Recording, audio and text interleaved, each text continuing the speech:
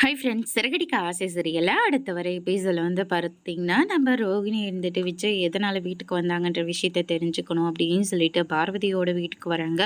அங்க பார்வதிக்கு பார்த்தீங்கன்னா, சில மசாஜ் எல்லாம் பண்ணி விட்டுட்டு, ஆன்ட்டி எதனால வீட்டுக்கு வந்தாங்க? நீங்க தான் விஷயத்த சொல்லணும் அப்படின்ற மாதிரி சொல்லிடுறாங்க. நானும் உங்களுக்கு பொண்ணு மாதிரி தானே அப்படின்ற மாதிரி சொல்லிடுறாங்க.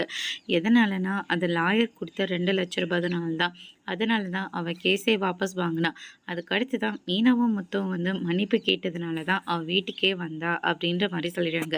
2,00,000 பணத்தை வாங்கினாங்கன்னு சொல்லிட்டு நாங்கள் எப்படி நம்புறது அப்படின்னு சொல்லிட்டு கேட்கவும், கடுத்து தான் மேலே கூட்டிகிட்டு போய் காட்டுறாங்க. இதுதான் அந்த 2,00,000 பணம் அப்படின்ற மாதிரி சொல்கிறாங்க.